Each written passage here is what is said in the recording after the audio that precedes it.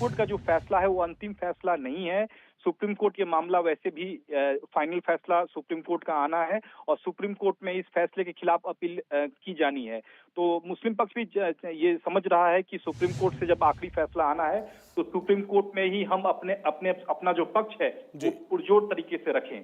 तो अब supreme court में जब मामला जब जाएगा तो देखना होगा कि मुस्लिम पक्ष क्या कुछ और तर्क सुप्रीम कोर्ट में। सुमित बनर्जी हमारे साथ अखिलेश भी है, क्योंकि अब ये जो फैसला आया उसके बाद तो एक तरफ हिंदू पक्ष जो खुशियां मना रहा है, मिठाइयां खिलाई जा रही हैं, लेकिन अखिलेश जिस तरीके से एक लंबी लड़ाई हिंदू पक्ष की तरफ से लड़ी गई थी, लेकिन एएसआई की तरफ से भी 98 दिन का पूरा सर्वे किया गया और इसी सर्वे को रिपोर्ट को वैज्ञानिक साक्ष्य मानकर कोर्ट ने अपना फैसला सुनाया है।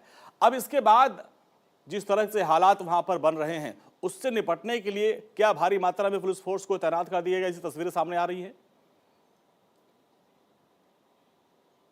बिल्कुल, देखिए तैयारी प्रशासन की पहले से थी और बसंत पंचमी के दिन जिस तरह से वहां पर एग्जीक्यूट किया गया था चीज़ों को, बहुत बेहतरीन तरीके से सरकार ने यहाँ पर सिस्टम को संभाला था। आज के फैसले को लेकर भी तैयारियां पूरी थी। रैपिड एक्शन फोर्स की बात हो, 12 लेयर की सिक्योरिटी पूरे धार में भोजशाला में लगाई गई है। रैपिड एक्शन फोर्स की बात हो, सुरक्षा बलों की बात हो, स्थानीय पुलिस की बात हो, इंदौर से पुलिस दस्ते वहां बुलाए गए हैं। 1200 से ज्यादा जवान उस परिसर के आसपास हैं। लेकिन बड़ी बात यह कि 1034 में इसकी स्थापना होती है और उसके बाद ये जो विवाद का स्वरूप है, किस तरह से सरकारें खड़ा करती हैं।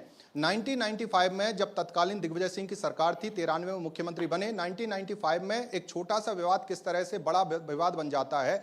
दिग्विजय सिंह वो मुख्यमंत्री थे, उनकी वो सरकार थी जब हिंदुओं को यहां पर पूजा का अधिकार एक तरह से रोका गया और उसके बाद चीजें बढ़ती गईं। 2003 में पूरी तरह से नमाज की बात सामने आई और अब जब 2026 में हम खड़े हैं तो कैसी चीजें बदल रही हैं। अब सुप्रीम कोर्ट के फैसले में क्या आएगा ये देखना दिलचस्प होगा, लेकिन मैंने जैसा कहा कि ये बेंचमार्क होगा क्योंकि तथ्यों के आधार पर चीजें सामने आई। एएसआई की जो 98 दिन की रिपोर्ट है वो भी जो जिस तरह की साइंटिफिक एविडेंस इकट्ठे किए गए हैं, जो टेक्नोलॉजी का इस्तेमाल किया गया है, तमाम थर्मल टेक्नोलॉजी का इस्तेमाल करके एविडेंस को जुटाया गया है और ये माना गया है कि अलाउद्दीन खिलजी ने आक्रमण करके एक मंदिर को मस्जिद बनाने की कोशिश की थी और एक तरह से इतिहास की भूल को सुधारने का आज काम किया जा रहा है। जी और अखिलेश देखिए, अब जो बात सामने आ रही है मुस्लिम पक्ष की तरफ से एएसआई के सर्वे पर ही सवाल उठाया जा रहा है कि जो उनकी वीडियोग्राफी थी, जो फोटोग्राफी कराई गई थी, वो स्पष्ट नहीं है। क्या इसी बेस पर वो सुप्रीम कोर्ट जाएंगे? देखिए, उनके जो तर्क थे वो तो कोर्ट से खारिज हो ही गए क्योंकि वकील के जरिए मुस्लिम पक्ष अपनी बात कह सकता, लेकिन कोर्ट ने अपहेल्ड किया है एएसआई की रिपोर्ट को। उसी रिपोर्ट के आधार पर और साक्ष्यों के आधार पर एक तरह से मंदिर आज माना गया है और पूजा का अधिकार सुरक्षित किया गया है। अब ये तर्क जब हाईकोर्ट में नहीं चला है तो सुप्रीम कोर्ट में कितना चलेगा ये देखना दिलचस्प होगा। उनका अधिकार है, लोकतंत्र है, सबको अपनी बात रखने का अधिकार है और अधिकार के तहत वो सुप्रीम कोर्ट भी जाएंगे।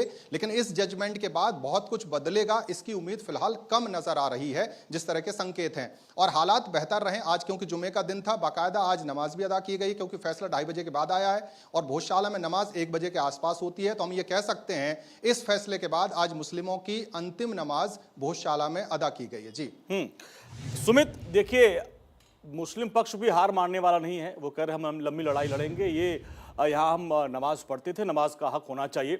अब वो एएसआई के सर्वे पर सवाल उठा रहे हैं। हालांकि अखिलेश ने कर दिया कि भाई जैसे हाई कोर्ट ने उनके तर्क को नकार दिया, अब सुप्रीम कोर्ट में क्या तर्क रहेगा उनका। हालांकि हम सुन रहे हैं कपिल सिब्बल का बयान आ रहा है कि वो भी कह रहे हैं कि भाई ये जो वीडियोग्राफी फोटोग्राफी कराई गई वो क्लियर नहीं थी, स्पष्ट नहीं थी। देखिए, मुस्लिम पक्ष का एक ही सबसे पुरजोर तर्क रहेगा सुप्रीम कोर्ट में कि प्लेसेस ऑफ वर्शिप एक्ट 1991 जो है इस फैसले पर लागू होता है। यानी कि अयोध्या जो मामले में सीधे तौर पर जो 1991 में सरकार ने सीधे तौर पर इस एक्ट के जरिए कहा था कि सिर्फ अयोध्या पर ही ये एक्ट लागू होगा और बाकी पर लागू नहीं होगा। तो यहाँ मुस्लिम पक्ष की यही दलील सुप्रीम कोर्ट में रहेगी कि जब प्लेसेस ऑफ वर्शिप एक्ट जो है इसके जद में है तो ऐसे मामले में अयोध्या के तौर पर, मिसाल के तौर पर ऐसे फैसले को नहीं देखा जा सकता है। हालांकि अब मामला सुप्रीम कोर्ट को देखना है कि क्या सुप्रीम कोर्ट अयोध्या के तर्ज पर भी इस मामले को कंसीडर करता है या नहीं, ये देखना बेहद अहम रहेगा। क्योंकि यहाँ हाईकोर्ट ने अपने फैसला जब प्रोनाउंस कर रहे थे दोनों जजों, तो उसमें सीधे तौर पर अयोध्या के फैसले को कोट किया है मध्य प्रदेश हाई कोर्ट ने। उसमें सीधे तौर पर कहा है कि जिस तरह से अयोध्या मामले में सुप्रीम कोर्ट ने एएसआई सर्वे और जो सर्वेक्षण को ध्यान में रखते हुए जो फैसला दिया था, हम भी उसी तर्ज पर सुप्रीम कोर्ट के फैसले को मिसाल के तौर पर देख रहे हैं और इसे हूबहू अयोध्या के तर्ज पर हम इसे लागू कर रहे हैं। तो आप समझ सकते हैं कि हाईकोर्ट जो है वो सुप्रीम कोर्ट का जो अयोध्या का जो फैसला आया था उसी के मिसाल के तौर पर इस फैसले को जो है वो हाईकोर्ट ने दिया है। तो निश्चित तौर पर अब 1991 का जो प्लेसेस ऑफ वर्शिप एक्ट है उसको लेकर सुप्रीम कोर्ट का क्या कुछ रुख रहता है इस मामले में, ये देखना बेहद अहम रहेगा। और ये भी देखना होगा कि किस बेंच के पास ये मामला जाता है। सीजीआई के पास ये मामला जाता है सूर्यकांत, क्योंकि वो अगले साल रिटायर हो रहे हैं, तो आखिरकार ये मामला किस बेंच के पास जाता है ये भी देखना बेहद अहम रहेगा। तो ये जरूर कहा जा सकता है कि अपने आप में अयोध्या के बाद ये दूसरा सबसे बड़ा ऐतिहासिक फैसला है जिसमें मुस्लिम पक्ष को बड़ा झटका लगा है। और आपने देखा होगा जिस तरह से सुप्रीम कोर्ट ने फैसला दिया था, हूबहू एक तरह से आप कह सकते हैं कि कार्बन कॉपी के तौर पर यह फैसला है। वहां भी सुप्रीम कोर्ट ने कहा था कि मुस्लिम पक्ष को जमीन जो है वो दी जाएगी, वैकल्पिक जमीन जो है वो दी जाएगी। यहाँ भी मध्य प्रदेश हाई कोर्ट ने कहा है कि मुस्लिम पक्ष को वैकल्पिक जमीन तराशने के लिए आवेदन जो है वो सरकार के पास मुस्लिम पक्ष कर सकता है। तो बिल्कुल हूबहू जो जजमेंट है अयोध्या के तर्ज पर मध्य प्रदेश हाई कोर्ट ने दिया है। यह जब मामला सुप्रीम कोर्ट जाएगा तो ठीक है। सुमित और अखिलेश, आप दोनों का बहुत बहुत शुक्रिया। तो देखिए, भोजशाला मामले में हाईकोर्ट ने हिंदू पक्ष के पक्ष में अपना फैसला सुना दिया है। हिंदू पक्ष के वकील विष्णु शंकर जैन का क्या कुछ कहना है, जरा सुनते हैं। आज भोजशाला के केस में ऑनरेबल इंदौर हाईकोर्ट का बहुत ही ऐतिहासिक फैसला आया है, जिसमें ऑनरेबल इंदौर हाईकोर्ट ने जो एएसआई का 7 अप्रैल 2003 का ऑर्डर है उसको पार्शली क्वैश किया है और हिंदू समाज के लोगों को वहां पे पूजा पाठ का अधिकार दिया है। कोर्ट ने भोजशाला कॉम्प्लेक्स को राजा भोज का माना है, एक सरस्वती स्कूल माना है लर्निंग का। साथ ही साथ इसमें सबसे महत्वपूर्ण बात यह है कि भोजशाला के केस में जो हमारी मांग थी कि वहां से लंदन के म्यूजियम से मूर्ति वापस लाई जाए, कोर्ट ने कहा है कि सरकार इस रिप्रेजेंटेशन को कंसिडर करे।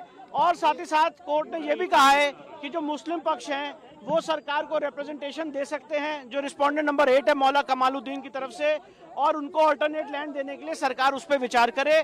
पर सबसे महत्वपूर्ण बात यह है कि कोर्ट ने यहाँ पे हमें पूजा पाठ का अधिकार दिया है। मैनेजमेंट के लिए सरकार को कहा है कि वो उसके मैनेजमेंट के लिए चीजें देखे। और जो एएसआई का ऑर्डर था 7 अप्रैल 2003 का, जो यहाँ पे नमाज की अनुमति देता था, उसको कोर्ट ने सिरे से खारिज कर दिया है। अब वहाँ पे सिर्फ पूजा होगी। उस पूरे परिसर का जो स्वरूप है वो एक हिंदू मंदिर का स्वरूप माना है कोर्ट ने, सरस्वती मंदिर का माना है। और इसी के साथ यहाँ पर वक्त हो गया एक छोटे से ब्रेक।